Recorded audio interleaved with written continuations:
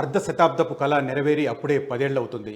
తెలంగాణ రాష్ట్రం ఏర్పాటై దశాబ్ద కాలం పూర్తయిన నేపథ్యంలో యావత్ తెలంగాణ సంబరాలకు సిద్ధమవుతుంది.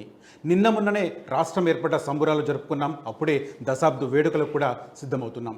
ఈ నేపథ్యంలో అసలు తెలంగాణ ఉద్యమ స్వరూపం ఎలా పుట్టింది, ఎక్కడ బీజం పడింది అనే విషయం ఇప్పుడు మనం చర్చించబోతున్నాం. ముఖ్యంగా తెలంగాణ రాష్ట్ర సమితి ద్వారానే రాష్ట్రం వచ్చిందని అందరూ అనుకుంటారు. కానీ అంతకంటే ముందే చాలామంది మేధావులు తెలంగాణ ప్రాంతానికి నష్టం జరుగుతుంది అన్న అంచనాలతో దానికి సంబంధించి ఒక ఉద్యమ స్వరూపాన్ని ఏర్పాటు చేశారు. అందులో ప్రధానంగా మనం చెప్పుకోవాల్సిన పేర్లలో వి ప్రకాష్ రావు పేరు ప్రధానంగా చెప్పుకోవాలి.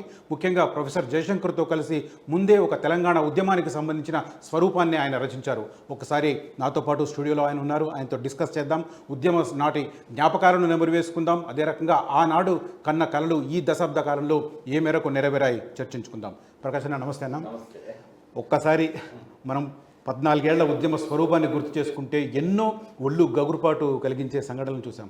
అసలు ఉద్యమ స్వరూపం ఎక్కడ మొదలైంది, ఎక్కడ తెలంగాణకు ప్రత్యేక రాష్ట్రం కావాలన్న ఆకాంక్ష పుట్టింది? యాక్చువల్గా హైదరాబాద్ స్టేట్ ఉన్నప్పుడే ఈ మిలిటరీ యాక్షన్ ఇక్కడ జరిగినప్పుడు పోలీస్ యాక్షన్ అన్నాం దాన్ని. అప్పుడు ఏంటంటే ఆంధ్ర నుంచి చాలామంది సైన్యంతో పాటు ఇక్కడికి వచ్చారు.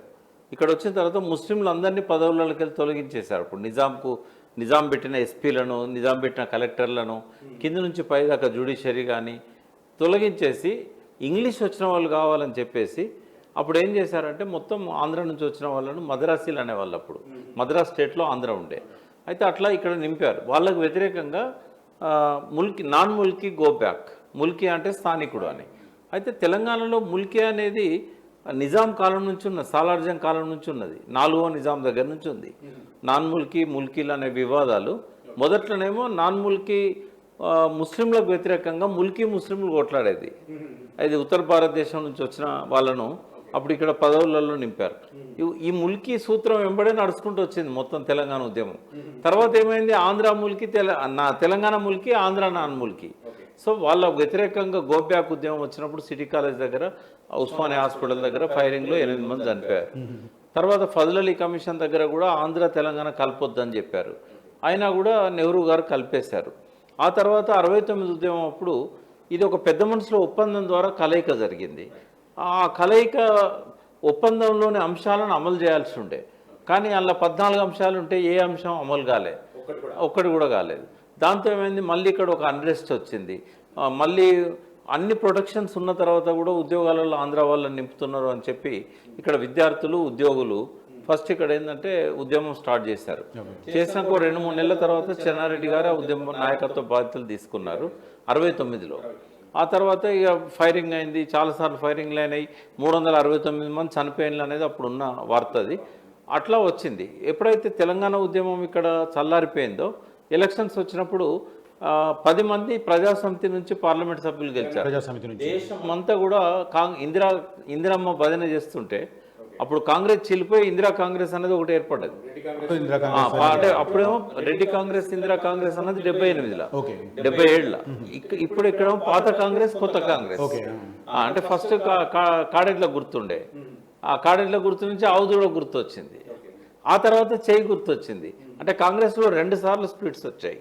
మొరార్జీ దేశాయ్, నీలం సంజీవ్ రెడ్డి పాత కాంగ్రెస్, ఇందిరా గాంధీ ఆధ్వర్యంలో ఉన్నది కొత్త కాంగ్రెస్.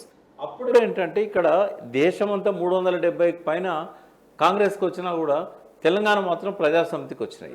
ఇందిరాగాంధీ ఏం చేసిందంటే, నేను మీ తెలంగాణ సమస్యలను సానుకూలంగా పరిశీలిస్తా, ఇక్కడ బ్రహ్మానంద రెడ్డిని కూడా తప్పిమంటున్నారు కదా, మీకు తెలంగాణ ఇప్పుడు ఇవ్వలేను, కానీ చాలా సమస్యలు ఉంటాయి తెలంగాణ ఇస్తే, బట్ మీ సమస్యలు కొన్ని నేను పరిష్కరిస్తా అని చెప్పి ప్రజాసమితిని కాంగ్రెస్లో విలీనం చేసుకున్నారు. అప్పుడు గెలిచిన 10 మంది ఎంపీలలో 8 మంది వెంకటస్వామి గారి నాయకత్వాన ఇందిరాగాంధీ దగ్గర వాళ్ళు సరెండర్ అయ్యారు.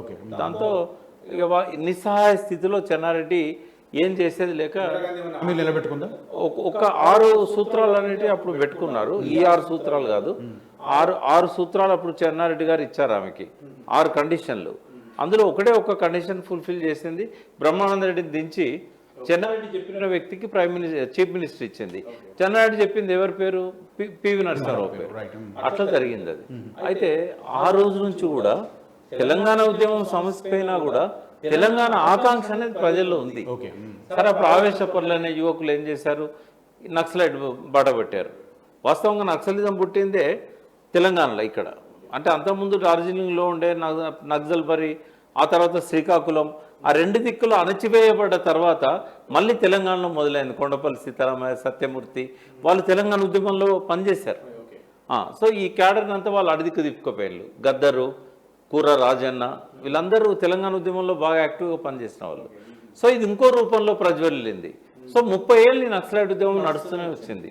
మళ్ళీ నక్సలిజంలో కూడా ఏమైంది, కొండపల్లి సీతారామయ్య గారు, సత్యమూర్తి గారు ఆ పార్టీ నుంచి బయటికి పంపించబడ్డ తర్వాత ఇద్దరు సస్పెండ్ అయ్యారు. ఇద్దరిని పంపించిన తర్వాత గణపతి, నల్ల ఆదిరెడ్డి, వీళ్ళంతా మల్లోజుల కోటేశ్వరరావు వీళ్ళందరూ కూడా తెలంగాణ వాళ్ళు. వాళ్ళ చేతుల్లోకి మావోయిస్ట్ పార్టీ పోయింది. అప్పుడు ఏంటంటే పీపుల్స్ వార్ పేరుతో ఉండే. అయితే అప్పుడు విపరీతమైన ఎన్కౌంటర్లు, అంటే ఒక్కొక్క సంవత్సరము 900 మందిని 600 మందిని, అంటే పర్ యావరేజ్గా రోజుకి 2-3 చంపడం మొదలు పెట్టారు. ఎన్టీ రామారావు పీరియడ్లోనేమో ఆయన నక్సలైట్లే దేశభక్తులను అధికారంలోకి వచ్చి ఆయన చాలా మందిని మాయం చేశారు. ఆయన గవర్నమెంట్లో టిఎల్ఎన్ రెడ్డి కమిషన్ వేశారు. మాయమైన వాళ్ళు ఆచూకేదని ఈ రోజు వరకు కూడా తెలియలేదు. చంద్రబాబు ఏమో నేరుగా చంపేయడమే, తీసుకొచ్చి పట్టుకొని కాల్ చేయడం, స్టూడెంట్స్ని కానీ ఎవరిని కానీ. అమాయకులు ఎక్కువ మంది బలయ్యారు నక్సలైట్ల కంటే కూడా. అయితే ఆ టైంలో నక్సలైట్ల నుంచే స్టార్ట్ అయింది నినాదం. మళ్ళీ తెలంగాణ కోసం మనం ఏదైనా చేయాలి. అది 93-94. ఇంకొక ప్యారలల్గా అప్పటి తెలంగాణ ఉద్యమకారులు 69 ఉద్యమకారులు వాళ్ళు కూడా కొంతమంది జర్నలిస్టులు ఉండే. ఫస్ట్ జర్నలిస్టులు దీన్ని రగిలించింది. ఆంధ్ర భూమిలో పనిచేసిన వాళ్ళు కొంతమంది ఉండే, ప్రతాప్ కిషోరు, దక్కన్ రాణిగల్లు, అట్లే రఘువీర్ రావు గారు, శర్మ గారు, ఆర్బి శర్మ, పిఎన్ స్వామి, మామిడి రమాకాంతారావు, వీళ్ళంతా జర్నలిస్టులే. వీళ్ళు ఫస్ట్ స్టార్ట్ చేశారు తెలంగాణ. ఇల్లందు అనే ప్రాంతం, పాల్వంచ ప్రాంతంలో మొన్ననే చనిపోయాడు కొలిశెట్టి రామదాస్ అని, ఆయన స్టార్ట్ చేశాడు. ఇట్లా అన్ని ఒక్క దగ్గరికి సింక్ అయ్యి ఉస్మానియా యూనివర్సిటీ విద్యార్థి ఉద్యమంగా 69లో మొదలైంది. సరే, అది ఆ ఉద్యమం అణిచివేసిన తర్వాత ప్రజల్లో ఆకాంక్ష మాత్రం అనగబడలే, కంటిన్యూ అవుతున్నది. నక్సలైట్ ఉద్యమం రూపంలో అది కొనసాగింది. తర్వాత కొంతమంది ప్యారలల్గా ఏం చేశారంటే తెలంగాణ ఇన్ఫర్మేషన్ ట్రస్ట్ అని, ప్రభాకర్, నాటికల ప్రభాకర్ అంటారు ఆయన, తెలంగాణ ప్రభాకర్, అట్లాగే ఈవి పద్మనాభం గారు, భూపతి కృష్ణమూర్తి గారు, వీళ్ళందరూ కూడా ఏం చేశారంటే వాళ్ళ పద్ధతులల్లో ప్రజాసమితిని కొనసాగిస్తూ ఈ చిన్న చిన్న కార్యక్రమాలు చేసుకుంటూ వచ్చారు. జగపతిరావు గారు కరీంనగర్లో. బట్ ఒక వాతావరణాన్ని మాత్రం వాళ్ళు మెయింటైన్ చేశారు. ఏమనంటే తెలంగాణ కావాలి, తెలంగాణకు అన్యాయం జరుగుతుంది, అప్పటికంటే ఇప్పుడే ఎక్కువ అన్యాయం జరుగుతుంది. ఒక్కసారి తెలంగాణ ఉద్యమం సమసిపోయిన తర్వాత ఎన్టీ రామారావు గారు, చంద్రబాబు నాయుడు గారి పీరియడ్లో ఇంకేమున్నది తెలంగాణ, ఏం లేదు, అంతా అణిగిపోయింది, ఆ ఉద్యమం లేదు, ఏం లేదు అని ఇంకా వలసాధిపత్యం ఎక్కువైంది. ఈ ఇండస్ట్రియలిస్టులు అంతా అక్కడి నుంచి రావడము, ల్యాండ్ లార్డ్స్ రావడము, అదివరకు ఉన్న పెద్ద మనుషుల ఒప్పందం ప్రొటెక్షన్ లేకపోవడం, దీంతో ఇంకా విచ్చలవిడిగా తెలంగాణ ప్రజలను సెకండ్ క్లాస్ సిటిజన్స్గా చూడడం మొదలైంది. తెలంగాణలో 1 ఎకరానికి కూడా నీళ్ళు ఇవ్వకుండా ఇక్కడ పడ్డ ప్రతి వర్షపు చుక్కను కిందికి తీసుకుపోవడం మొదలైంది. వర్షాకాలం వచ్చిందంటే ఇక్కడ వర్షాలు పడతాయి. ఆ వర్షాలను కుంటలలో, చెరువులలో మేము దాచుకొని పంటలు పండించుకుంటున్నాం. కానీ వాటిని రిపేర్ చేయక ఒక చెరువు 100 చెరువులు తేగడం. అంటే మీరు అన్న దాని ప్రకారం మొదట నిరుద్యోగంతో రగిలింది, ఆ తర్వాత నీళ్ల విషయంలో వచ్చింది. అంటే గలగల గోదావరి తరలిపోతుండాలి, బిరబిర కృష్ణమ్మ పరుగులు ఎడుతుండాలి, రాజమండ్రి విజయవాడలో ముంగిళ్ళ మురిపాలు నిండాలి, ఇక్కడ ముంగిట శవాలు పండాలి. ఇక్కడ ఏంటంటే వాడ అంటే శవాల మయమైపోయింది.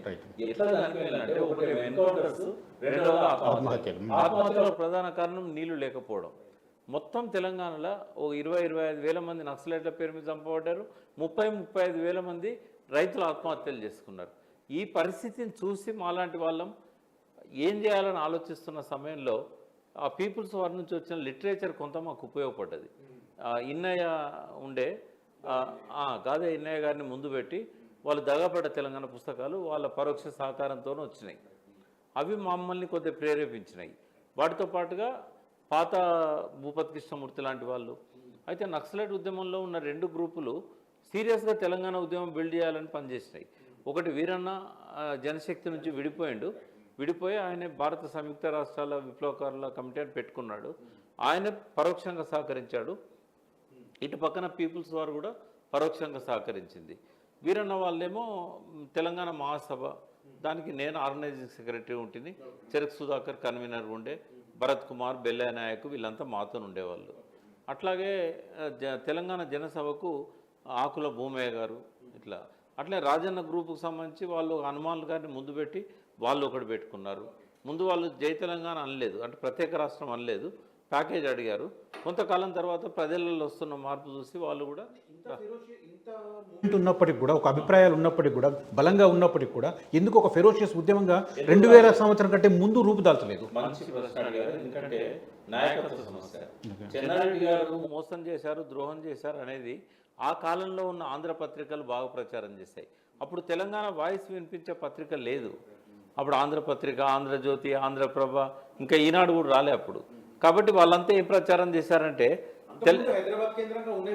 అవన్నీ తర్వాత మరుగున పడ్డాయి. అంటే గోల్కొండ ఉండేది, అది ఒకసారి బంద్ అయ్యి మళ్ళీ 60 ఏళ్ళు మళ్ళీ రెండోసారి బంద్ అయింది. అయితే తెలంగాణ రిప్రజెంట్ చేసే పత్రికే లేదు. విశాలాంధ్ర ఉన్నా, లేకపోతే ఆంధ్రపత్రిక ఉన్నా, ఆంధ్రభూమి ఉన్నా, ఆంధ్రప్రభ ఉన్నా, అన్ని అక్కడివే. ఒక ఆంధ్రభూమిలో మాత్రమే కొంత న్యూస్ వచ్చేది, వీళ్ళంతా ఉన్నారు కాబట్టి. మళ్ళీ అక్కడ గోరశాస్త్రి గారు తెలంగాణ వ్యతిరేకి, బట్ ఆయన ఏం చేయలేని నిస్సహాయ స్థితిలోకి నెట్టబడ్డాడు. ఎందుకంటే రిపోర్టర్స్ అంతా జరుగుతున్న దాన్ని రిపోర్ట్ చేస్తున్నారు కాబట్టి.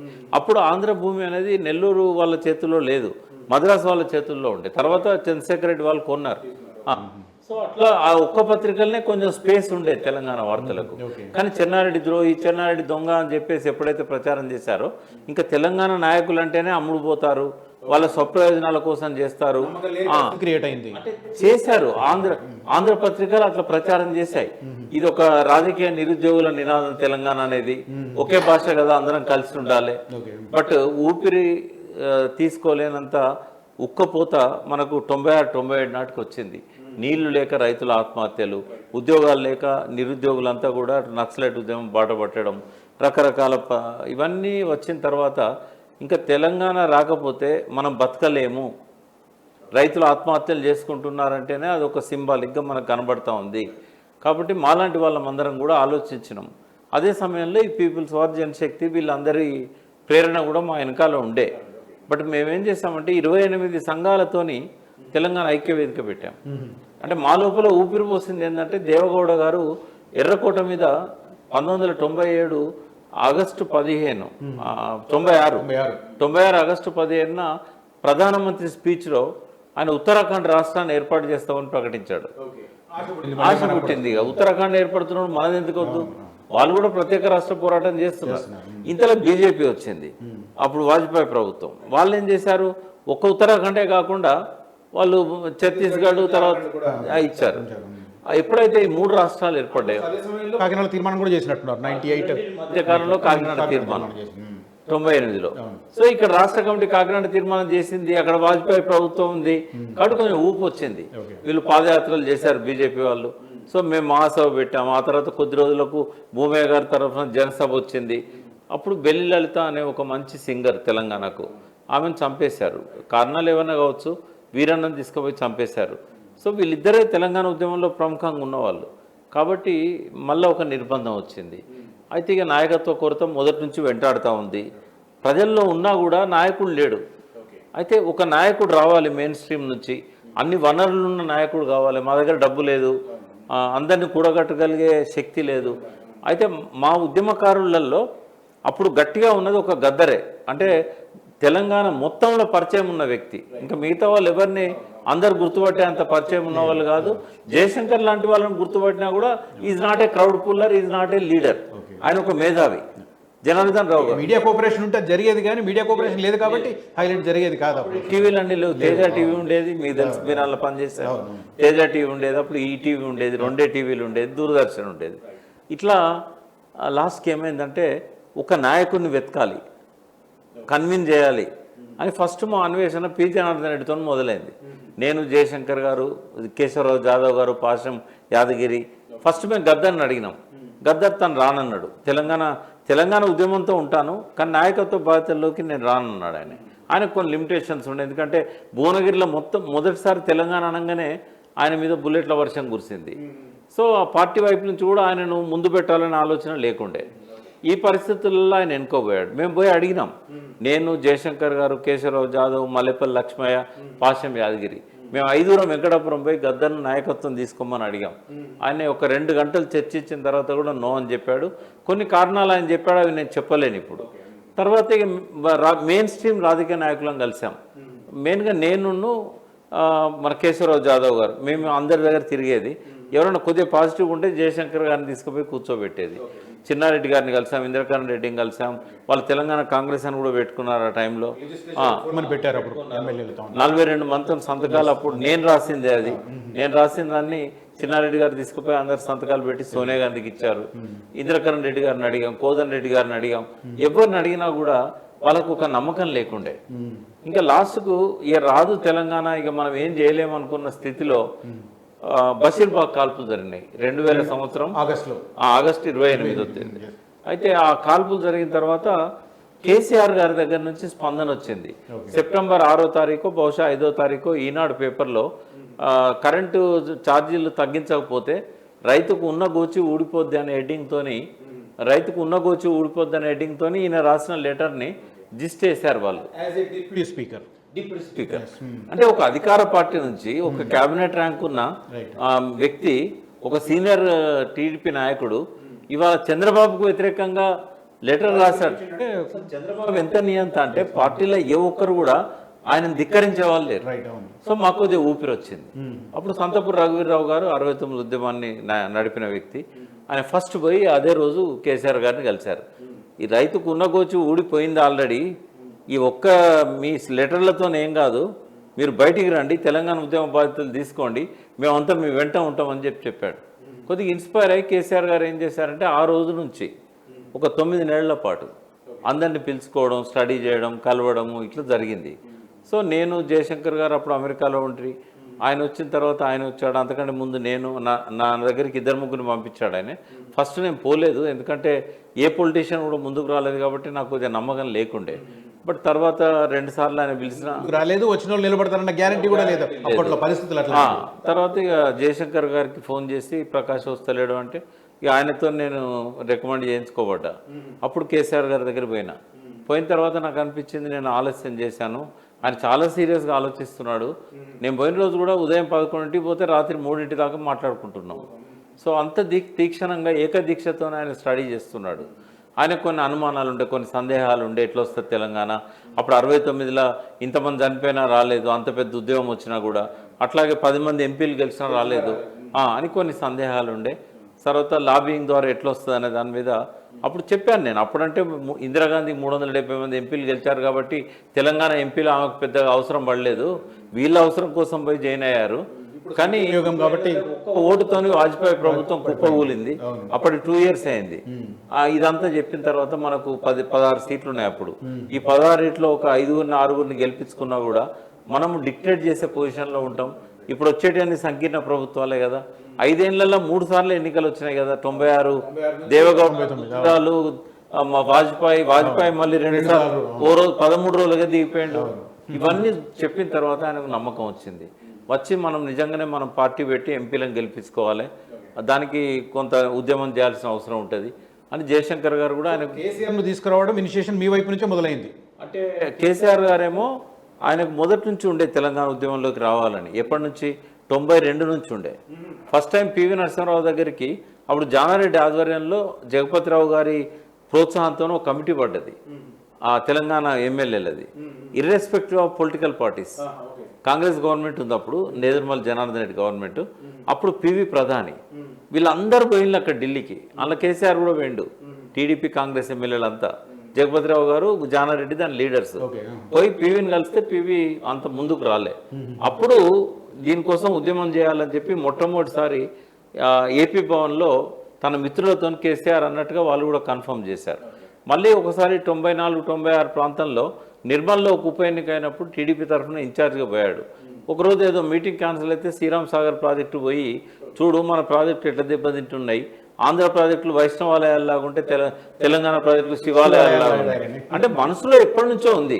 ఎప్పుడు ప్రజలు వెళ్ళిందంటే బషీర్బాగ్లో పిట్టల్లా కాల్ చంపారు బాలస్వామిని, 9 వామపక్ష పార్టీలు ఇచ్చిన ఊరేగింపు. దాంతో ఆయనకు లోపల మనం ఈ రవిప్రకాష్ గారికి థ్యాంక్స్ చెప్పాలి. ఎందుకంటే ఆ రోజు అదొక యుద్ధ వాతావరణాన్ని Exactly. ఆయన తుపాకీ తూటాలకు కూడా భయపడకుండా ఆయన కెమెరాలో చిత్రించి అప్పుడు సిటీ కేబుల్లో ఆయన లైవ్ టెలికాస్ట్ చేశాడు. తెలంగాణ మొత్తం ఆ లైవ్ టెలికాస్ట్ చూసింది. సో అది మమ్మల్ని అందరినీ కూడా లోపల రక్తాన్ని ఉడికించింది. అరే ఇట్లా పిట్టల్లా కాల్చి చంపుతారా తుపాకులు పెట్టి, కరెంట్ ఛార్జీలు తగ్గిమంటే చంపుతారా? సో ఇది ఆ రోజు అది టర్నింగ్ పాయింట్. టర్నింగ్ పాయింట్ అయిన తర్వాత ఆయన ఒక్కొక్కరిని పిలిచి మాట్లాడుతున్న క్రమంలో ఎవరిని అడిగినా కూడా తెలంగాణకు సంబంధించి లోతైన అవగాహన నాకు కావాలి అని అంటే ఇద్దరు పేర్లే చెప్పారు. వాళ్ళు నా పేరు ఉంది, జయశంకర్ పేరు. అప్పుడు జయశంకర్ గారు అక్కడ అమెరికాలో ఉన్నారు. ఆయనకు ఫోన్ చేస్తే ప్రకాష్ నేను వచ్చేవారు లేట్ అవుతుంది, మీరు ఆయన పిలుచుకోండి. సో అట్లా మేము కొంత ఆయనను మోటివేట్ చేయడంలో మాది కీలక పాత్ర, జయశంకర్ గారిది, నాది, ఇంకా కొంతమందిని కూడా ఆయన పిలుచుకున్నాం. 14 సంవత్సరాల పాటు టీఆర్ఎస్ పార్టీ ఏర్పడిన తర్వాత ఉద్యమం కొనసాగింది. ఎన్నో నిర్బంధాలు, అణచివేతలు చాలా చాలా జరిగినాయి. అట్లాంటి సందర్భంలో ఎట్లా ఉద్యమాన్ని మళ్ళీ ఒక లైన్లో పెట్టడానికి ఎట్లాంటి ప్రయత్నాలు చేసేవారు? కేసీఆర్ గారిని అప్రిషియేట్ చేయాల్సింది ఎక్కడ అంటే ఇన్నయ్య గారు, నేను, మస్తునాచారి, బోయినపల్లి హనుమంతరావు గారు, అప్పుడు నిమ్మ నరసింహారెడ్డి గారు అని ఉండే, మహేందర్, సిరిసిల్ల కేకే మహేందర్ రెడ్డి, మేమంతా రోజు పోయేటోళ్ళం. వరలక్ష్మి గారు ఉండే అప్పుడు మా మీద సంగారెడ్డి నుంచి. అయితే రోజు ఆయనతో కూర్చునేటోళ్ళం, డిస్కషన్ చేసేటోళ్ళం. మస్తునాచారి అయితే రోజుకు 100 మంది ఎమ్మెల్యేలను, మాజీ ఎమ్మెల్యేలను, ఆయన అప్పటికోసారి ఎమ్మెల్యేగా ఉన్నాడు, అందరినీ కాంటాక్ట్ చేస్తుండేవాడు. బట్ ఎవరిని అడిగినా కూడా ముందుకు రాకపోయేవాళ్ళు. అటువంటి అననుకూల పరిస్థితుల్లో కూడా కేసీఆర్ గారు రావడం అనేది చాలా గొప్ప విషయం. అయితే ఆయన పార్టీ పెట్టడానికి చాలా కసరత్తు చేశాడు. ఒక పేరు కోసం 2-3 రోజులు, జెండా కోసం ఒక 2-3 రోజులు, ప్రతి విషయాన్ని సునిశ్చితంగా పరిశీలించి లోతైన అవగాహన చేసుకొని ఎట్లయితే బాగుంటుంది ఇట్లా చేసుకొని మొత్తానికి పార్టీ లాంచ్ చేశాం.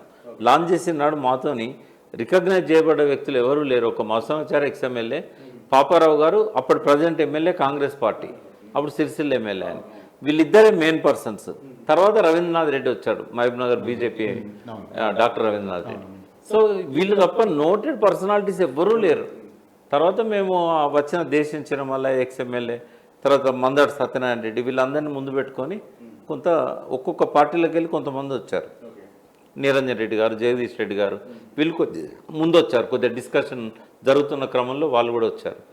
సో వీళ్ళందరితో ముందుకు పోయింది ఆ పార్టీ. ఆ తర్వాత ఒక ఘట్టం చెప్పుకోవాలి మనం. 2001లో పార్టీ ఏర్పడిన తర్వాత ఫస్ట్ దెబ్బ జలదృశ్యంలో తగిలింది. అసలు ఏం జరిగింది అప్పుడు? యాక్చువల్గా మేమేం చేస్తామంటే మాకు పార్టీ ఆఫీస్ అంటే ఎవరు ఇవ్వలేదు. అయితే జలదృశ్యం అనేది కొండలక్ష్మణ్ బాపూజీ గారి సొంత ప్రాపర్టీ, కోర్టులో కేసులు నడుస్తున్నాయి. అయితే నేను తెలంగాణ ఐక్యవేదిక అప్పుడు 28 సంఘాలతో నా ఇనిషియేషన్తో జయశంకర్ గారు, జాదవ్ గారు, వాళ్ళందరి ఇనిషియేషన్, పాశం యాదగిరి మేము పెట్టాం. 12 మందితో స్టీరింగ్ కమిటీ వేసినప్పుడు మాకు ఆఫీస్ లేకపోతే కొండలక్ష్మణ్ బాపూజీ గారు ఆఫీస్ ఇచ్చారు. అప్పుడు ఒక నిజాం కాలేజీ నుంచి క్లాక్ టవర్ దాకా ఒక 2000 మందితో ఊరేగింపు తీసాం, 7.5-8 కిలోమీటర్స్. ఆ ఊరేగింపు చూసి వీళ్ళు సీరియస్గా చేస్తున్నారు, 69 తర్వాత మళ్ళీ ఇంత కమిట్మెంట్తో ఎవరు లేరని చెప్పి ఆయన పిలిచి మాకు ఆఫీస్ ఇచ్చాడు. అయితే అదే ఆఫీస్ మేము కేసీఆర్ గారికి ఆఫర్ చేశాం. సరే పెద్ద మనిషిని అడగండి, ఆయనకి ఇష్టమైతే నేను అక్కడ పెడతాను అన్నాడు. ఆయన కూడా సంతోషపడ్డాడు. ఇంతకంటే ఏం కావాలో నా చివరి దశలో, కాబట్టి మీరు పెట్టుకోండి, రూపాయి రెంట్ అక్కర్లేదు అన్నాడు. సో అట్లా బాపూజీ గారు ఇచ్చిన ఆఫీసు. అయితే అది కోర్టులో ఉంది. అయితే అప్పుడు చంద్రబాబు నాయుడు ఏంటంటే మేము ఆఫీస్ పెట్టే నాటికంటే ఒక సంవత్సరం ముందు ఈయనకు ఒక ఆఫర్ ఇచ్చాడు, నీకు ఇంత డబ్బు ఇస్తా, నువ్వు అది మొత్తం మాకు వదిలే, ఒక 5 స్టార్ హోటల్ కట్టుకుంటారు ఎవరు ఆయనకు తెలిసిన ఇన్వెస్టర్స్. అయితే ఆయన అన్నాడు, నేను ఇది ట్రస్ట్కి ఇచ్చాను, ఒక 4 ట్రస్టులు ఉన్నాయి దాని మీద, ఇది నా సొంత ప్రాపర్టీ కాదు, కాబట్టి కోర్టులో తేలినా తేలకపోయినా అది ట్రస్ట్ ప్రాపర్టీ, అమ్మే హక్కు నాకు లేదన్నాడు. అంటే ఇట్లా కుదరదని చెప్పి అదివరకు ల్యాండ్ గ్రాబింగ్ కోర్టు ఏదో కోర్టు ఇచ్చిన ఒక ఆర్డర్ ఉండే, ఆర్డర్ను పెట్టి దేవేంద్ర గౌడ్ హోమ్ మినిస్టర్ ఉన్నప్పుడు మేమేమో శ్రీరామ్ సాగర్ ప్రాజెక్టు దగ్గర గెలిచిన ప్రజాప్రతినిధులతోని మేము ఒక 2 రోజుల శిక్షణా తరగతులు పెట్టుకున్నాం. అప్పుడు 2 జిల్లా పరిషత్తులు వచ్చాయి, కరీంనగర్, నిజామాబాద్. అది నిజామాబాద్లో ఎక్కువ మంది గెలిచారు, కరీంనగర్ ఆ రెండింటి దగ్గర ఉంటుందని అక్కడ పెట్టుకున్నాం. మొత్తం తెలంగాణ వ్యాప్తంగా 87 మంది జెడ్పీటీసీలు, 1040 మంది దాకా ఎంపీటీసీలు, 1700 మంది సర్పంచులు, వీళ్ళందరితో పెట్టుకున్నాం మేము. అక్కడ మేము అందరం బిజీగా ఉన్నది చూసి పోలీసులను పంపించి దాన్ని నిలమట్టం చేశారు. ఆయన భార్యను, ఆయనేమో ఢిల్లీలో సుప్రీంకోర్టు కేసు కోసం పోయాడు, ఆయన భార్యను వాళ్ళ బిడ్డ దగ్గర పంపించారు. మొత్తం బుక్స్, ఆయన ఇంటి సామాను మొత్తం తీసుకుపోయి గోషామాల్ స్టేడియంలో వేశారు. అంటే ఆఫీస్ ఉండకూడదు టీఆర్ఎస్ తొక్కేద్దాం అనుకుంటే పైకి లేస్తుంది అని కక్షతో చంద్రబాబు నాయుడు చేసింది అది. ఇట్లా జరిగింది అది. తర్వాత ఏమైందంటే ఒక్కొక్క స్టెప్పే ముందు పోవడానికి కేసీఆర్ గారు చాలా కష్టం. కీలకం ఏంటంటే మొదటిసారి 69లో కేవలం ప్రజా ఆందోళన, ఆ తర్వాత పార్టీ. ఓకే, ఇక్కడ ప్యారలల్గా రెండు నడపాలన్న స్ట్రాటజీ ఎవరిది? జయశంకర్ గారు ఆయనకు ఇప్పుడు అంబేద్కర్ గారి బోధించు పోరాడు అనేది సూత్రం ఉంది కదా, ముందు అధ్యయనం చేయి, తర్వాత బోధించు, తర్వాత పోరాడు. అయితే దాన్ని కొంచెం ట్విస్ట్ చేసి జయశంకర్ గారు ఏం చేశారంటే ఫస్ట్ భావజాల వ్యాప్తి, తర్వాత ఆందోళన, తర్వాత నిర్మాణం, పార్టీ నిర్మాణం. ఆర్టికల్ 3 ప్రకారము పార్లమెంట్లో బిల్ పెట్టని తెలంగాణ రాదు కాబట్టి ఆయన ఇచ్చిన గైడెన్స్ అది పార్టీ పెట్టాలనేది. సో కేసీఆర్ గారి మనసులో కూడా పార్టీ పెట్టాలనే ఉండే. మాలాంటి వాళ్ళని చెప్పేటోళ్ళం ఉద్యమ సంస్థ పెట్టాలి, తర్వాత కొంత ఆర్గనైజ్ అయిన తర్వాత పార్టీ పెడదామని మాకుండే. కానీ ఆయన ఒప్పుకోలేదు, ముందే పార్టీతో పోదాం మనం అని అన్నారు. సరే, మేము కూడా దాన్ని పెద్ద తీవ్రంగా ప్రతిఘటించలేదు, ఇన్నయ్య గారైనా నేనైనా. సో ఫస్ట్ 1 year మేమిద్దరమే ఆయనతో పాటు కుడియడమలుగా ఉండేది. మొదట్లో మాతో పాటు ఉన్న నిమ్మ నరసింహారెడ్డి గారు 1 year లోపే పల్లెబాట కార్యక్రమంలో హార్ట్ అటాక్ వచ్చి ఆయన చనిపోవడం జరిగింది. బోయినపల్లి హనుమంతరావు గారు వాళ్ళ బ్రదరు, అతను ఎందుకో ఆయనకు కేసీఆర్ గారితో కొద్దిగా మనస్పర్ధలు వచ్చినట్టున్నాయి. పార్టీ నిర్మాణంలో ఆయన లేడు, ఆయన బయట ఉండిపోయాడు. ఇంకా ఇన్నయ్య గారు, నేను, తర్వాత హరీష్, అప్పుడు అంతా కలిసి పనిచేసేది. మేము ఫస్ట్ కమిటీలో మేము అంతున్నాం.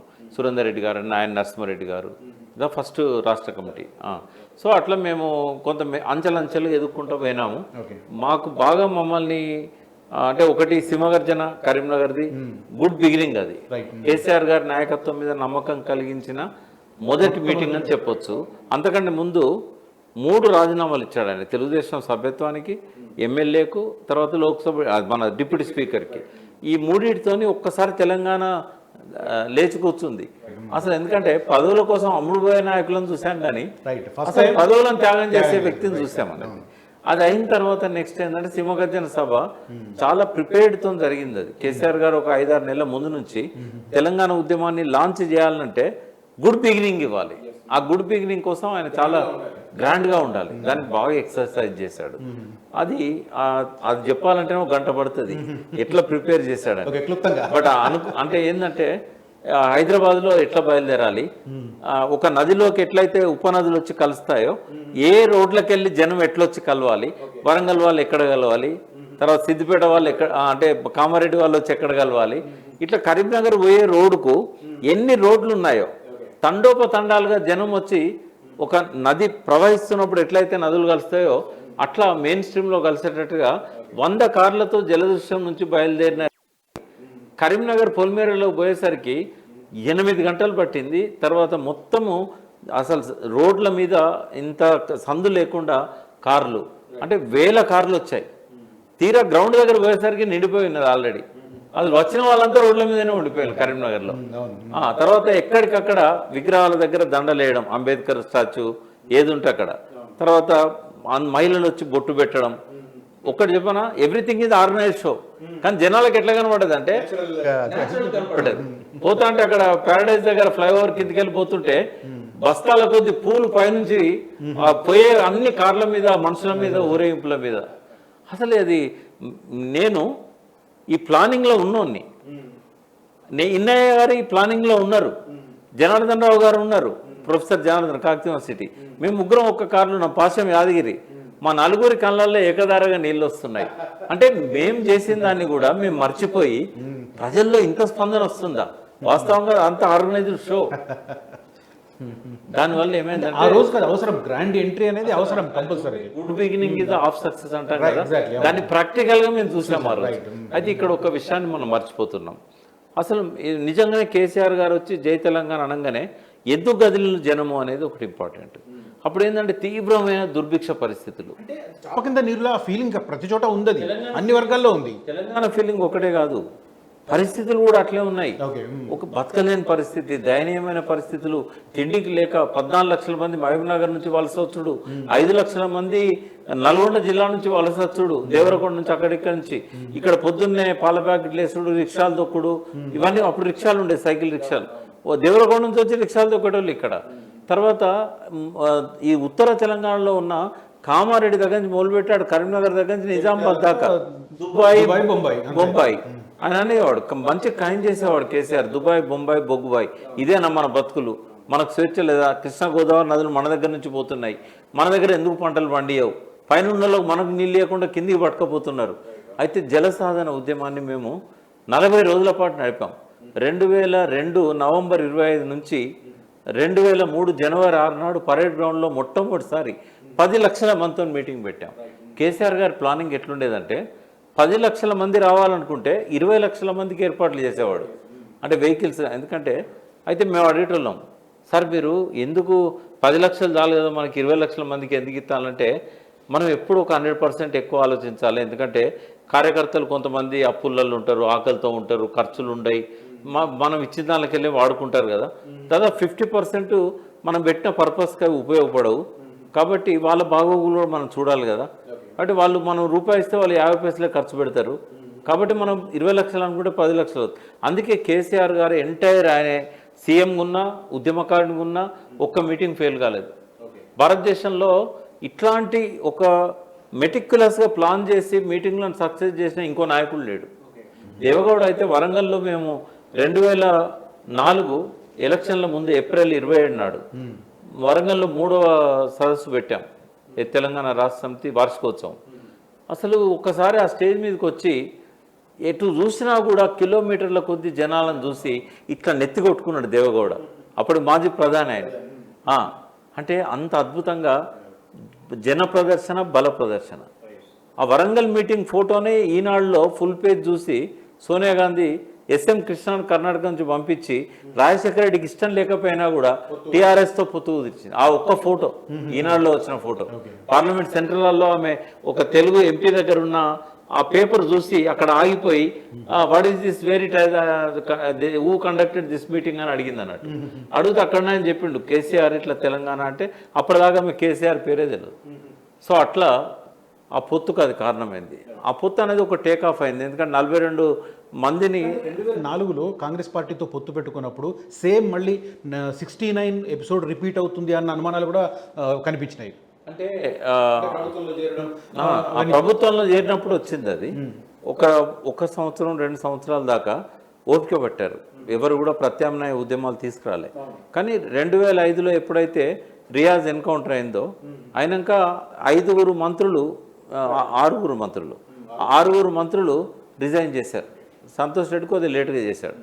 ఈ రిజైన్ చేసినాక మళ్ళీ నమ్మకాలు వచ్చినాయి.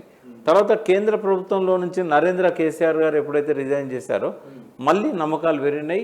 ఆ తదనంతరం జరిగిన ఉప ఎన్నిక, కరీంనగర్ ఉప ఎన్నికల అసలు 2 లక్షల మెజారిటీ. కాంగ్రెస్ నాయకులు కూడా ఇటే ఓట్లు వేయించారు, డబ్బులు అటు పంచారు, ఇటు ఓట్లు వేయించారు. సో అది ఒక టర్నింగ్ పాయింట్ ఉద్యమంలో. 2009 గురించి మనం ప్రధానంగా చెప్పుకోవాలి. 2004లో మంచి రిజల్ట్స్, 2009కి వచ్చేసరికి ఒక్కసారి ఎమ్మెల్యేల నెంబర్ పడిపోయింది, ఇక అయిపోయింది తెలంగాణ రాష్ట్ర సమితి పని అని చెప్పి కూడా అభిప్రాయాలు వచ్చినాయి. అప్పుడు ఎట్లా మళ్ళీ సర్వైవల్ కోసం ఏం చేశారు? మొట్టమొదటి ఓటమి మాకు అంటే టీఆర్ఎస్ పెట్టిన తర్వాత బాగా బాధపడ్డ క్షణాలు ఎప్పుడు వచ్చినాయంటే 2008 ఆగస్టు సెప్టెంబర్ ఆ ప్రాంతంలో.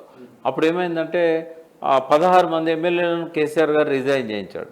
26 మంది ఉండి రాజశేఖర రెడ్డి గారు 10 మందిని కొనేసిండు. ఆ మందాడు సత్యనారాయణ రెడ్డి బ్యాచ్ అంతా వెళ్ళిపోయింది. ఇక 16 మంది ఎమ్మెల్యేలు ప్లస్ 5 ఎంపీలు ఉండిరి. అయితే నరేంద్ర గారు అప్పుడు కేసీఆర్ గారు ఆయన పార్టీలోంచి బహిష్కరించాల్సి వచ్చింది. ఆయనే మాతో లేడు. ఆ 4 ఎంపీలు ఉండిరి. ఈ 4 ఆ 16 మంది రిజైన్ చేస్తే ఒక వినోద్ కేసీఆర్ గారు 2 ఎంపీలు గెలిచారు. ఈ 16 మందిలో 9 మంది ఓడిపోయారు. ఖైరతాబాద్ కూడా అప్పుడు జనార్దన్ రెడ్డి గారు చనిపోయారు. ఆయన చనిపోయినప్పుడేమో ఆయన డెడ్ బాడీ దగ్గర పోయి విష్ణుని ఓదారుస్తూ నేను పోటీ పెట్టను, యునానిమస్గా గెలిపిస్తాను నిన్న అన్నాడు. మళ్ళీ ఫస్ట్ పోటీ పెట్టిందే కేసీఆర్. ఈ 16 మందితో పాటు ఖైరతాబాద్ కూడా జరిగింది. అయితే అది కొంచెం మా అందరికీ మనసుకు బాధ కలిగించింది. ఏది ఏమైనా కూడా ఆ 9 మంది ఓడిపోయారు. అప్పుడు అంటే అయిపోయింది తెలంగాణ అని కాళ్ళని ఎగిరేశారు రాజశేఖర రెడ్డి, చంద్రబాబు నాయుడు. 5 ఏమో కాంగ్రెస్ గెలిచింది, 4 ఏమో తెలుగుదేశం గెలిచింది. ఇంకా తెలంగాణ లేదు, ఉద్యమం లేదు అన్నారు. ఆ టైంలో నేనేం చేశానంటే జయశంకర్ గారితో, ఇది చాలా ఇంపార్టెంట్, జయశంకర్ గారితో విద్యాసాగరరావు గారితో మాట్లాడి, ఎందుకంటే వీళ్ళిద్దరు ఎప్పుడు కేసీఆర్ గారితో ఉండేది, నేను కూడా ఉండేది. మనం ఈ టైంలో కేసీఆర్ గారు కూడా ఏం చేశారంటే ధైర్యం చెప్పాల్సింది పోయి ప్రజల మీద కోపంతో రాజీనామా చేశాడు పార్టీ అధ్యక్ష పదవికి. చేసి ఎంతమంది రిక్వెస్ట్ చేసినా మళ్ళీ ఆయన ఆ బాధ్యత తీసుకోలేదు 3 రోజులు. ఈ 3 రోజులలో చాలా ఇంపార్టెంట్ పరిణామం ఏంటంటే మేము ముగ్గురం మాట్లాడుకుంటే ఒక ఆల్టర్నేట్ లీడర్ కావాలి సార్ మనకు. ఎందుకంటే కేసీఆర్ గారికి కొంత ఈ అసంతృప్తి వచ్చింది. మనము వాళ్ళంతా కాళ్ళల్లో ఎగరేస్తున్నారు. ఇంకా తెలంగాణ ఉద్యమం ఆకాశానికి ఎగిసి పడిపోయింది. ఊపిరి సలుపుకోవడానికైనా ఓ లీడర్ ఉండాలి, ఇంకా లేపాలి. అంటే ఎవరున్నారు అట్లా అంటే తెలంగాణలో బాగా యాక్సెప్టబిలిటీ ఉన్న లీడర్ దేవేందర్ గౌడ్. అయితే వస్తాడు అని అన్నాడు. అంటే ట్రై చేద్దామని చెప్పి నేను పాషం యాదగిరి గారు ఫస్ట్ పోయినాం. పాషం యాదగిరి ముందు మాట్లాడిండు, తర్వాత నన్ను పిలిచిండు. మేమిద్దరం మాట్లాడినప్పుడు దేవేందర్ గౌడ్ ఏమన్నా, ఆయన కూడా సఫకేషన్లో ఉన్నాడు. అయితే మరి మనం చేస్తే జయశంకర్ గారు మనతో ఉంటారా, నువ్వు మాతో ఉంటావా అని ఇట్లా అడిగాడు. అడిగితే సార్ని అయితే అడుగుదాము అంటే మరి సార్ దగ్గర నేను వస్తా అన్నాడు. వస్తే ఇది పేపర్లలో వస్తుంది సార్, అట్లా వద్దు, మీరు ఒక డిసిషన్ తీసుకొని బయటకు వచ్చేదాకా ఎక్స్పోజ్ కావద్దు. రాజశేఖర రెడ్డి అక్కడన్నది, ఇటు చంద్రబాబు మిమ్మల్ని రానియర్ వాళ్ళు. అంటే మరి సార్ని తీసుకురమ్మంటే నేను తీసుకొని పోయినాక రాత్రి 11 దాకా దేవేందర్ గౌడ్తో చర్చలు జరిగినాయి. ఆయన ఒకటే చెప్పిండు, నేను ఆర్ఎస్ఎస్ నుంచి ఆర్ఎస్యూ దాకా అందరితో ఉంటా, నేను టీఆర్ఎస్లో పార్టీ మెంబర్ని కాదు, మీరు వచ్చినా మిమ్మల్ని వెల్కమ్ చేస్తా అన్న తర్వాత విద్యాసాగర్ రావు గారు కూడా తర్వాత కలిశారు. సో వాళ్ళిద్దరి సహకారంతో, నా ఒత్తిడితోని, పాషం యాదగిరి యొక్క ప్రయత్నాలతోని దేవేందర్ గౌడ్ అనౌన్స్ చేశాడు.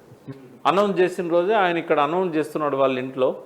నేను ఆ రోజు ఎన్టీవీ స్టూడియోలో ఉన్నా అనలిస్ట్గా, అంటే దేవేందర్ గౌడ్ పరిణామాల మీద చర్చిస్తున్నా. మధ్యలో సడన్గా నేనేం చేశానంటే, ఇగో ఇది నా రాజీనామా లెక్క టీఆర్ఎస్కి అని చెప్పి నేను ప్రధాన కార్యదర్శి పదవికి అప్పుడున్న నాకు కొన్ని పదవులకు అన్నిటికీ రిజైన్ చేస్తూ సరిగ్గా అదే సమయంలో తెలంగాణ భవన్లో మధుసూదనాచారి గారికి ఆ లెటర్ ఇచ్చేటట్టుగా ఏర్పాట్లు చేశాను. ఇంకా నన్ను ఎవరు మళ్ళీ వెనక్కి లాగడానికి ప్రయత్నం చేయకుండా లైవ్లో అనౌన్స్ చేశాను. ఇంకో పక్కన మన హుజరాబాద్ పాపిరెడ్డి గారు, ఆయనే కాదు మన పేరు పెద్దిరెడ్డి గారు హుజరాబాద్ మాజీ మంత్రి, ఆయనే రిజైన్ చేశాడు టీడీపీకి. సో ఇట్లా మా ముగ్గురితో మొదలైంది దేవేందర్ గౌడ్ పార్టీ. అంటే ఫస్ట్ మేము ఉద్యమ సంస్థ పెట్టమన్నాం, ఎందుకంటే ఆల్రెడీ పార్టీ ఉంది కదా. అయితే ఆయనేమో వినకుండా పార్టీ అనౌన్స్ చేశాడు. సో నాకు ఎందుకో ఒక 2-3 రోజులు అక్కడ ఉండగానే నాకు నచ్చలేదు. నేను మళ్ళీ వెనక్కి వచ్చిన, నేను విమోచన సమితి పెట్టిన దిలీప్ కుమార్తో కలిసి ఒక ఉద్యమ సంస్థ ఉండాలని మేము అనుకున్నాం.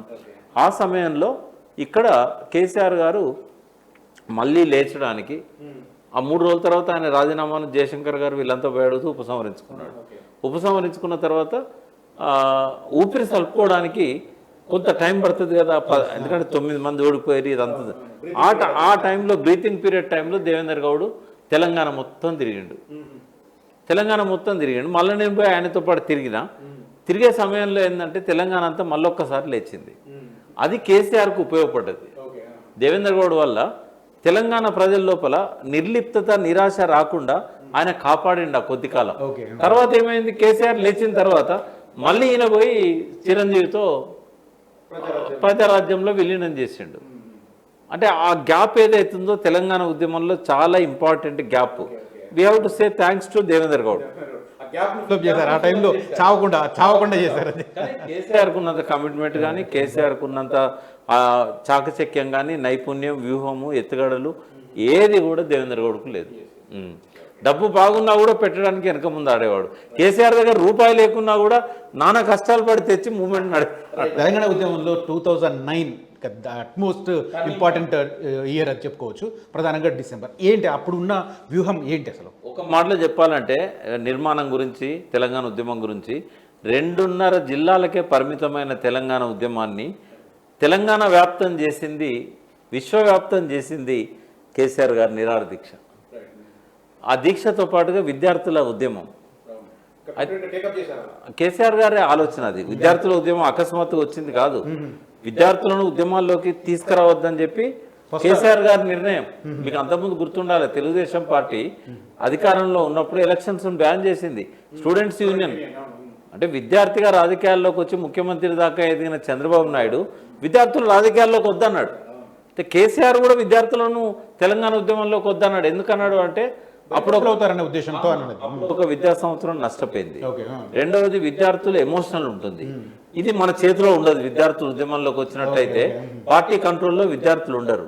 మూడవది ఇది స్ట్రేట్ ఫైట్ తప్ప స్ట్రీట్ ఫైట్ కాదు. ఓకే. తెలంగాణ ఉద్యమం అనేది స్ట్రీట్ ఫైట్ కాదు, స్టేట్ ఫైట్. కాబట్టి స్టేట్ ఫైట్లో ఈ ఆవేశాలకు అవకాశం లేదు. ఒక్క రోజు కూడా తరగతులు బహిష్కరించద్దు, ఒక్క విద్యార్థి కూడా నెత్తురు చెందించొద్దు. ఒక మంచి సదుద్దేశంతో ఆయన విద్యార్థులను ఎంకరేజ్ చేయలేదు. కమిటీ పెట్టాడు టీఆర్ఎస్వి అని, బట్ కేవలం మీటింగ్లలో మాత్రమే వాళ్ళు పార్టిసిపేట్ చేసేవాళ్ళు, జరుగుతున్న పరిణామాలను గమనించేవారు. బట్ ఎప్పుడైతే కేంద్ర ప్రభుత్వం నుంచి వైదొలిగాడో, యూపీఏ మనల్ని మోసం చేసిందనే నిర్ణయానికి వచ్చిండో, ఎందుకంటే దేశంలో ఉన్న ప్రతి రాజకీయ పార్టీ నుంచి పార్లమెంట్లో లెటర్లు తీసుకొచ్చారు. జయశంకర్ గారు, వీరితో పాటు ఉన్న ఎంపీలు, అప్పుడు నరేంద్ర గారు కూడా పార్టీలో ఉండే, వినోద్ కుమార్, రవీంద్ర నాయక్, మధుసూదన్ రెడ్డి ఆదిలాబాద్ ఎంపీ, వీళ్ళంతా కలిసి జయశంకర్ గారి ఆధ్వర్యంలో ప్రతి నాయకుడిని కలిసి ప్రతి పార్టీ దగ్గర పోయి, ఆఖరకు నాగపూర్ పోయి ఆర్ఎస్ఎస్ వాళ్ళని కన్విన్స్ చేయడానికి వాళ్ళతో బంతి భోజనాలు కూడా చేశారు. అంటే ఎంతో కష్టపడ్డారు. ఆ లేఖలు తీసుకొచ్చేది ఒక ఎపిసోడ్ అయితే చెప్తే 36 రాజకీయ పార్టీలు ఉన్నాయి పార్లమెంట్లో. ఏది ఒక్క ఎంపీ 2 ఎంపీలు ఉన్నాయి కూడా లెక్క చేస్తే అందరూ లెటర్స్ ఇచ్చారు.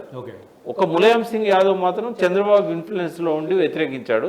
సిపిఎం వాళ్ళేమో ఇది ఒకటే పరిష్కారమా, వేరే పరిష్కారం ఉందా ఆలోచించండి అని చెప్పి ఇచ్చారు. తెలుగుదేశం వ్యతిరేకించింది. ఇది తప్ప అన్ని పార్టీలు సపోర్ట్ చేశాయి. బీజేపీ కూడా ఏం చేసింది, కాంగ్రెస్ బిల్లు పెడితే మేము సపోర్ట్ చేస్తామన్నారు. రాజ్నాథ్ సింగ్ అధ్యక్షుడు. అప్పుడు కేసీఆర్ గారు, జయశంకర్ గారు, నరేంద్ర గారు నాగపూర్ పోయి వాళ్ళని ఒప్పించింది కాబట్టి అది ఆ ఇన్ఫ్లుయెన్స్ వీళ్ళ మీద పనిచేసింది. ఇట్లా జరిగింది అదంతా. బట్ 29 నవంబర్ నాడు కేసీఆర్ గారి దీక్ష కంటే ముందే విద్యార్థులకు మేము తెలంగాణ భవన్లో ఒక 2 నెలల పాటు క్లాసులు ఇచ్చినాం. మొత్తం అన్ని జిల్లాలు, అన్ని నియోజకవర్గాల నుంచి సెలెక్టివ్గా స్టూడెంట్స్ వచ్చారు. ప్రతిరోజు తెలంగాణ భవన్ నిండుగా ఉండేది విద్యార్థులతోని. కొన్ని వేల మంది విద్యార్థులకు శిక్షణనిచ్చాం. జయశంకర్ గారు, మల్లేపల్లి లక్ష్మయ్య, నేను, అప్పుడున్న రిసోర్స్ పర్సన్స్ మేమంతా. అంతకంటే ముందు జాగరణ సేన అని పెట్టాం. అప్పుడు కేంద్ర మంత్రిగా నరేంద్ర ఉన్నాడు, కేసీఆర్ ఉన్నాడు.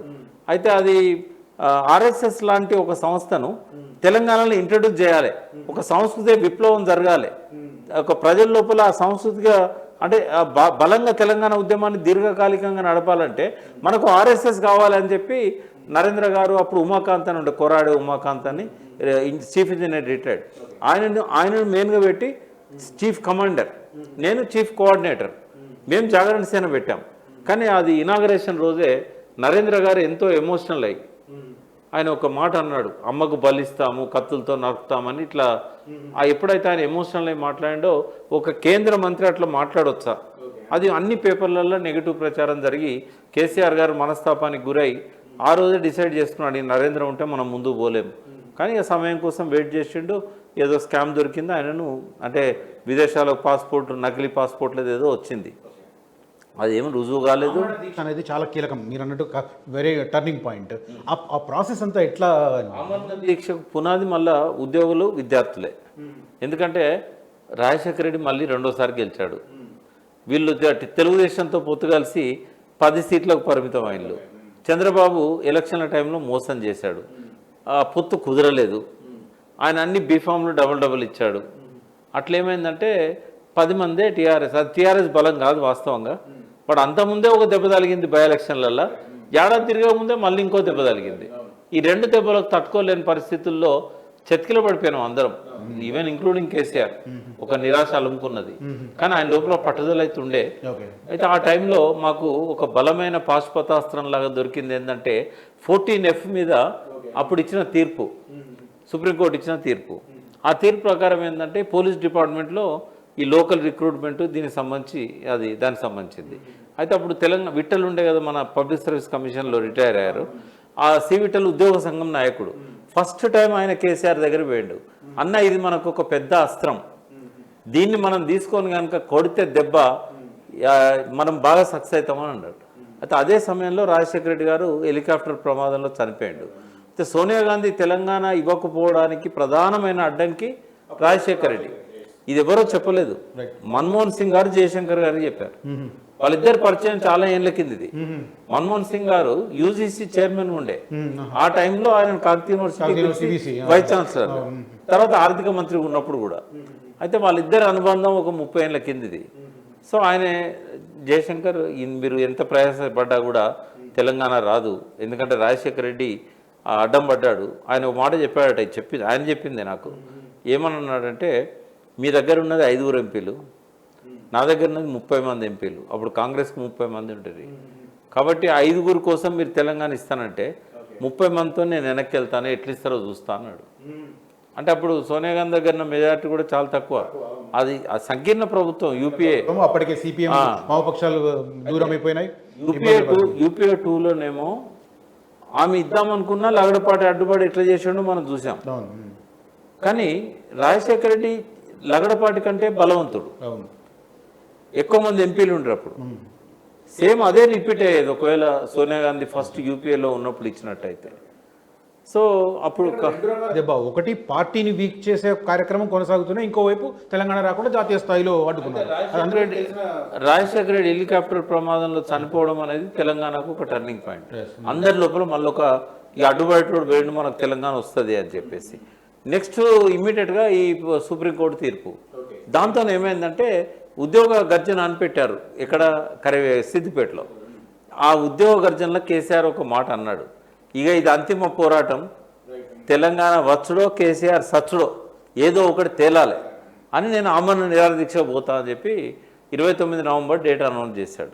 అంతకంటే వారం ముందు క్యాంపస్లో టీఆర్ఎస్ యొక్క నేపథ్యంతోనే కేసీఆర్ ప్రోత్సాహంతోనే 21 నవంబర్ నాడు విద్యార్థుల జేఏసీ ఏర్పడ్డది. అది నిరాహార దీక్ష వారం ముందు.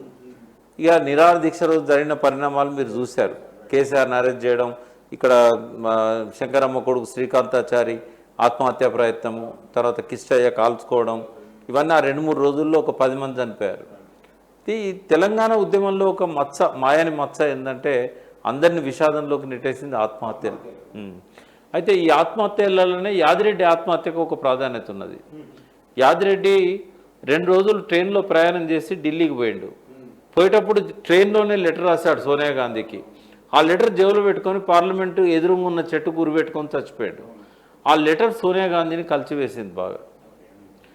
ఆత్మహత్యల్లో కొన్ని ఆత్మహత్యలు ఉద్యమాన్ని చల్లారకుండా ఎప్పటి కాపాడినాయి. అందులో ఇషాన్ రెడ్డిది ఒక ఆత్మహత్య. ఇషాన్ రెడ్డి ఆత్మహత్య ఏంటంటే బై ఎలక్షన్ పెట్టి తెలంగాణ కోసం రాజీనామా చేసిన ఎమ్మెల్యేలందరినీ మళ్ళీ గెలిపించినప్పుడు డి శ్రీనివాస్ కాంగ్రెస్ నుంచి నిజామాబాద్లో పోటీ చేశాడు. ఆయన మీద ప్రత్యర్థి బీజేపీ ఎండల లక్ష్మీనారాయణ. కిషన్ రెడ్డి గారు రిజైన్ చేయలే. అప్పుడు 2 ఎమ్మెల్యేలు ఉంటారు వాళ్ళకి. టీడీపీ వాళ్ళు కూడా, కాంగ్రెస్ వాళ్ళు కూడా ఎవరిని రిజైన్ చేయమన్నా కూడా ఒక్క టీడీపీ నుంచి వేములవాడ శాసనసభ్యుడు రమేష్ బాబు రిజైన్ చేశాడు, బీజేపీ నుంచి లక్ష్మీనారాయణ రిజైన్ చేశాడు. ఇక కాంగ్రెస్ నుంచి ఎవరు చేయలే, టీఆర్ఎస్ వాళ్ళు మాత్రం అందరు చేశారు. అప్పుడు ఎలక్షన్ క్యాంపెయిన్ జరిగినప్పుడు కేసీఆర్ స్వయంగా బీజేపీ అభ్యర్థిని గెలిపించడానికి నిజామాబాద్లో, కవిత గారైతే మొత్తం అక్కడే ఉన్నారు అప్పుడు. సో అట్లా ఆ టైంలో ఏమైందంటే, పేరు చెప్పడం బాగుండదు కానీ ఒక జర్నలిస్టు బాగా TV9 వేదికగా, TV9 ఏంటంటే వార్తలను ఎప్పటికప్పుడు ప్రసారం చేస్తుంది. అయితే వాళ్ళు ప్రతి జిల్లా నుంచి పెడతారు కదా, గెలుస్తున్నాడు డి శ్రీనివాస్ గెలుస్తున్నాడు అని విపరీతంగా ప్రచారం చేశారు. అది TV9 పాలసీ కాదు, కానీ రిపోర్టర్ ఇచ్చిన ఫీడ్బ్యాక్ ఒక విద్యార్థిని కలిసివేసింది. అది ఇషాన్ రెడ్డి అని నారాయణగూడలో ఉండేవాడు, మంచి బ్రిలియంట్ స్టూడెంట్, డిగ్రీ అయిపోయింది బీటెక్, అమెరికా పోవడానికి వీసా కూడా వచ్చింది.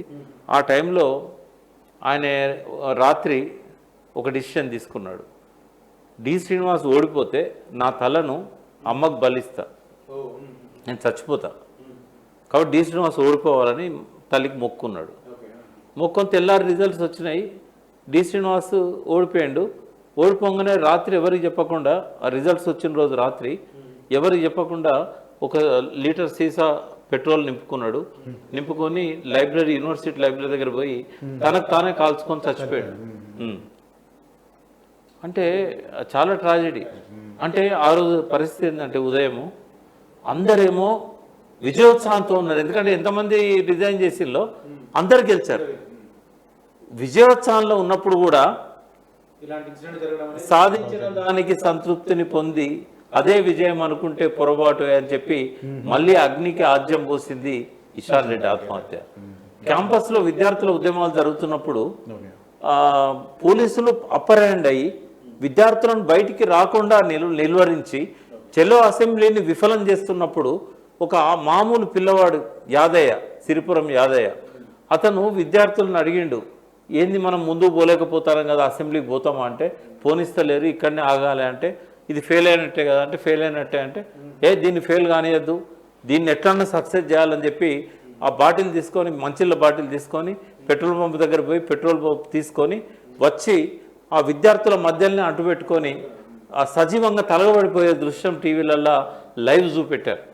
అంటే ఒక యాదయ్య ఆత్మహత్యకు, తర్వాత యాదిరెడ్డి ఆత్మహత్యకు, ఇషాన్ రెడ్డి ఆత్మహత్యకు, అట్నే క్యాంపస్లో ఠాగూర్ ఆడిటోరియం దగ్గర కాల్చుకొని చనిపోయింది ఒక విద్యార్థి రెడ్డి, ఆయన ఆత్మహత్యకు, ఆర్ట్స్ కాలేజ్ ముందర చెట్టు గురిపెట్టుకున్న ఇంకొక విద్యార్థి, వీళ్ళందరూ ఆత్మహత్యలు ఏంటంటే ఒక ప్రత్యేక నేపథ్యంలో జరిగాయి. అంటే ఆత్మహత్యలు 1200 పైన జరిగినాయి, కానీ అందులో కొందరు ఆత్మహత్యలు మాత్రం తెలంగాణ ఉద్యమాన్ని అది చావకుండా కాపాడుతూ అగ్నికి ఆద్యం పోసేలాగా ప్రతి గుండెకు అది ఒక బలమైన పునాదిని ఏర్పాటు చేసిన ఆత్మహత్యలు అవి. వీళ్ళ త్యాగాలు లేకుండా తెలంగాణ రాలేదు. వీళ్ళ త్యాగాల వల్లనే సోనియా గాంధీ ఆఖరి రోజు పార్లమెంటు వాయిదా పడడానికి వీలు లేదు తెలంగాణ ఇవ్వకుండా అని చెప్పి ఎవ్వరి ముఖం చూడను నేను. పొద్దున 10 గంటలకు తలపెట్టుకుంది ఇంటికి పోయి. చిదంబరం చెప్పింది, స్పీకర్కు చెప్పింది, మీరు తెలంగాణ బిల్లును రాజ్యసభలో ఆమోదించకుండా మీరు నా దగ్గరకు వచ్చి ముఖం చూపెట్టద్దు, లోక్సభలో కానీ రాజ్యసభలో కానీ. అంటే ఏ మాట కామాట చెప్పుకోవాలి. ఉద్యమాన్ని ప్రారంభించింది కేసీఆర్, ఉద్యమానికి నాయకత్వం వహించింది, దాన్ని చల్లారకుండా కాపాడింది కేసీఆర్. కేసీఆర్ లేకపోతే తెలంగాణ లేదు, కానీ సోనియా గాంధీ లేకపోతే తెలంగాణ వచ్చేది కాదు. అదే బీజేపీ ఆర్ఎస్ఎస్ వాళ్ళ ప్రేరణ వల్ల నరేంద్ర మోడీ అడ్డుపడ్డా, అద్వానీ అడ్డుపడ్డా బీజేపీ సపోర్ట్ చేసింది. సుష్మా స్వరాజ్ ఎక్కడుందో కానీ ఆమెకు, తర్వాత అప్పుడున్న స్పీకర్ జగ్జీవన్ రామ్ గారి daughter Meera Kumar and Sonia Gandhi equally important with KCR. ఈ నలుగురు చరితార్థులు. డిసెంబర్ 9 ప్రకటన వచ్చిన రోజు ఉవ్వెత్తున సంబరాలు. కట్ చేస్తే 15 డేస్లో ఒక్కసారి చల్లారిపోయినాయి. ఆ సమయంలో అనుకున్నారా ఇక తెలంగాణ ఎప్పటికైనా సాధ్యమని? నేను ఒక్కరిని అనుకున్నా. ఎందుకంటే లైవ్లో 2 గంటల రాత్రి హెచ్ఎంటీవీ వాళ్ళు లైవ్ పెట్టారు. ఆ టైంలో ఏంటంటే విజయోత్సవాలు జరుగుతున్నాయి. నిమ్స్లో కేసీఆర్ గారు దీక్ష విరమించారు. ఆర్ట్స్ కాలేజ్ దగ్గర పెద్ద ఎత్తున ఉత్సవాలు జరుగుతున్నాయి. అయితే నాకు సీమాంధ్ర కుట్రల గురించి బాగా అవగాహన ఉంది. జయశంకర్ గారు కూడా ఎన్నోసార్లు నాకు చెప్పేవారు. నేను స్పష్టంగా చెప్పాను, అప్పటి రికార్డ్ హెచ్ఎంటీవీలో ఉండి ఉంటుంది. నేనేం చెప్పానంటే ఇళ్ళకగానే పండగ కాదు, ఇవాళ అక్కడ ఒక చిదంబరం ప్రకటన చేసినంత మాత్రాన వీళ్ళు తెలంగాణ రాణిస్తారని చెప్పి నేనైతే అనుకోవడం లేదు. ఏదైనా జరగవచ్చు, వస్తే మంచిదే. ఆమెను గౌరవించి ఆమె ఇచ్చిన స్టేట్మెంట్, చిదంబరం ద్వారా ఇచ్చిన స్టేట్మెంట్ను గౌరవించడం మంచిదే. కానీ సుప్రీంకోర్టు తీర్పులోనే కాలరాచిన చరిత్ర ఇదే కాంగ్రెస్ పార్టీకి ఉంది.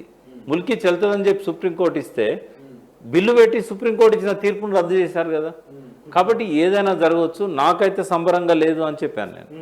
నాకు తెలంగాణ వచ్చినప్పుడే నేను సంబరపడతా తప్ప, నాకు అప్పుడే విజయోత్సవాలు తప్ప, నా లోపల ఎక్కడో ఒక అనుమానం అయితే ఉంది అని చెప్పాను. అనుకున్నట్టే జరిగింది.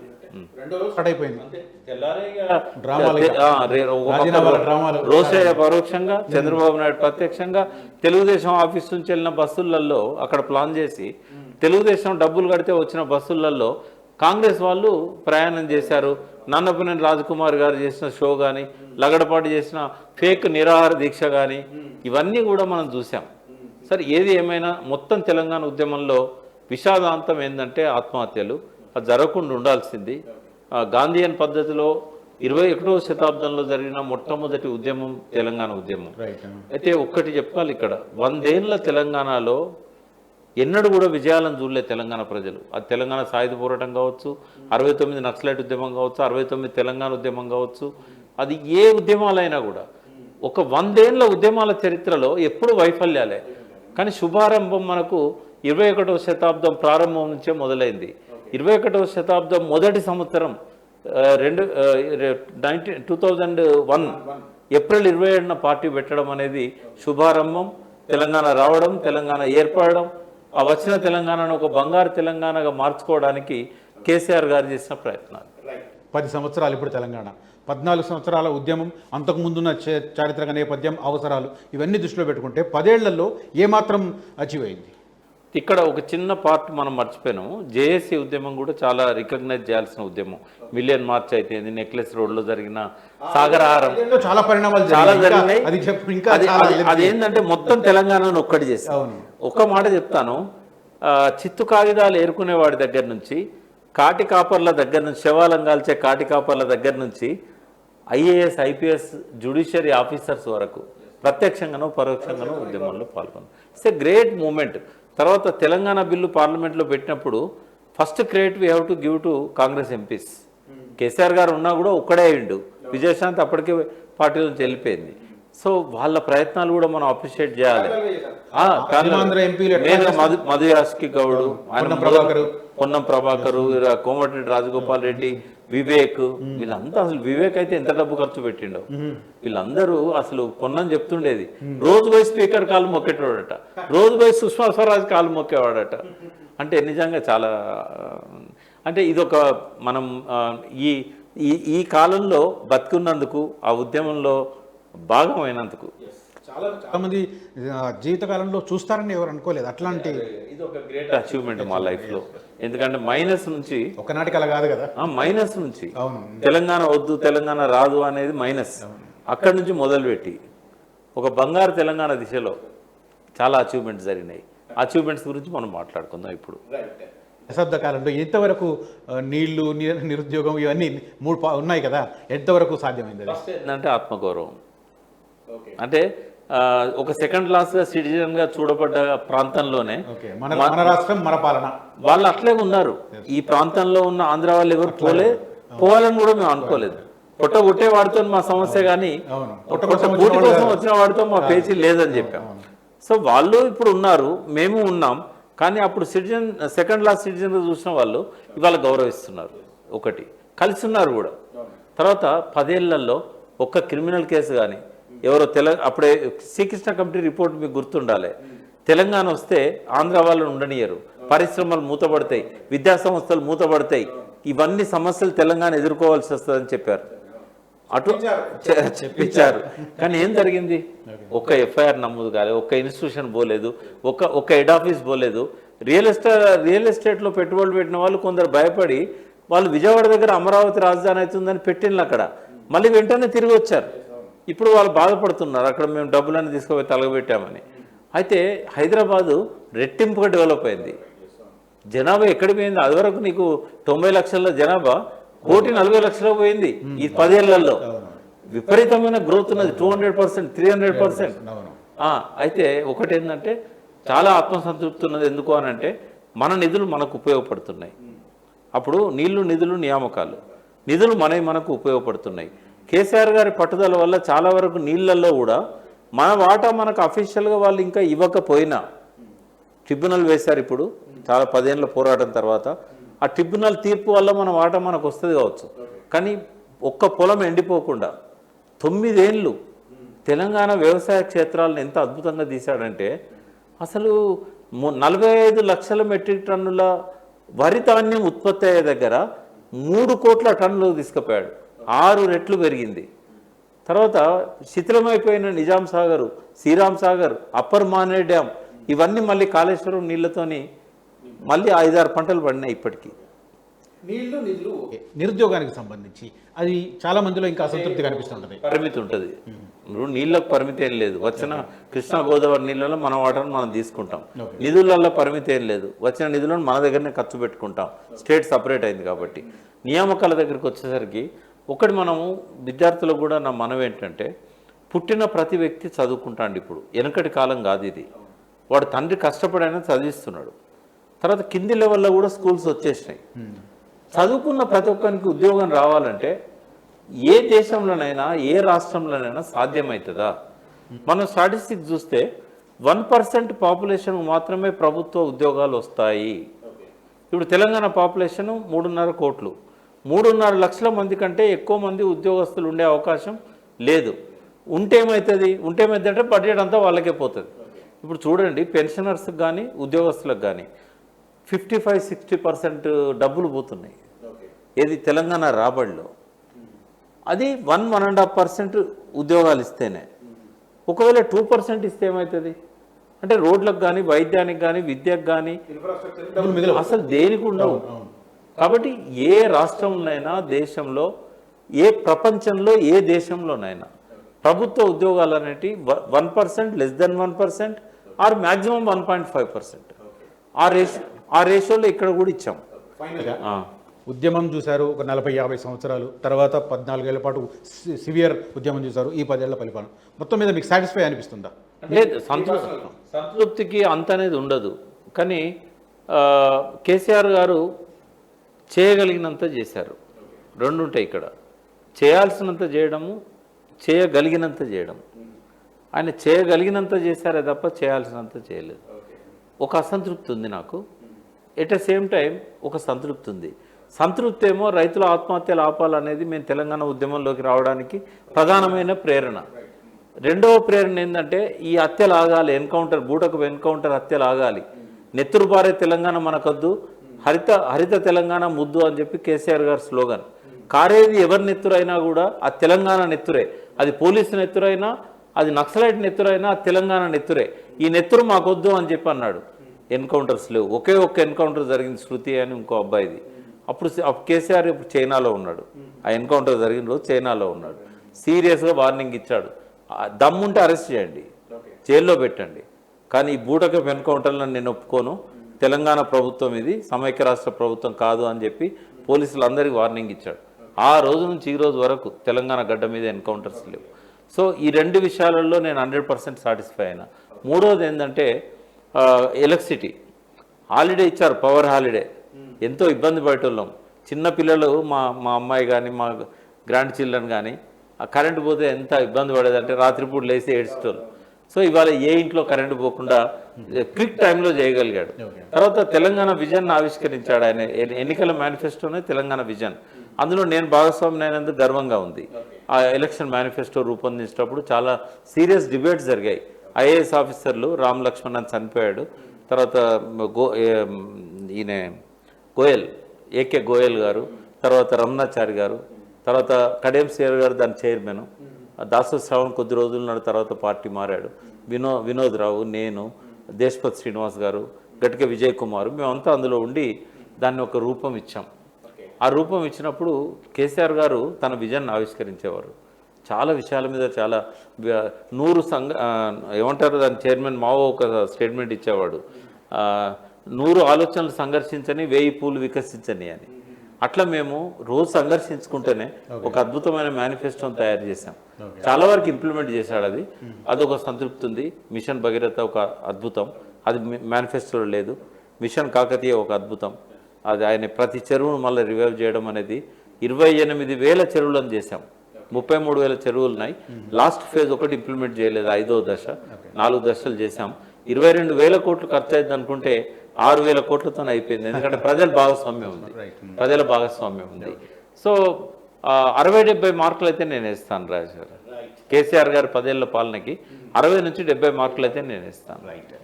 థ్యాంక్ యూ ప్రకాష్ అన్న జాయినింగ్ ఇన్ దిస్ డెసెన్నియల్. ఈ సందర్భంగా డెసెన్నియల్ సెలబ్రేషన్స్, కంగ్రాచులేషన్స్. ఇది ఉమ్మడి రాజధాని పోయి 100% తెలంగాణ రాజధానిగా హైదరాబాద్ ఉండబోతుంది. ఇక్కడ ఒక విషయం చెప్పాలి, ఇక్కడ ఒక విషయం చెప్తా. గడ్డం రామస్వామి అని ఉండేవాడు, పాషం యాదగిరి దోస్తు, ఓల్డ్ సిటీ. ఆ ఎన్టీ రామారావు కాన్స్టిట్యున్సీకి ఆయన అప్పుడు ఎమ్మెల్యే ఉండే, టెక్నికల్ ఎడ్యుకేషన్ మినిస్టర్ ఉండే.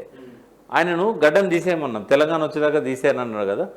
నువ్వు గడ్డం తీయి, తెలంగాణ వచ్చిందంటే ఎక్కడ వచ్చింది తెలంగాణ అన్నాడు. ఎందుకు రాలేదా అన్నాం.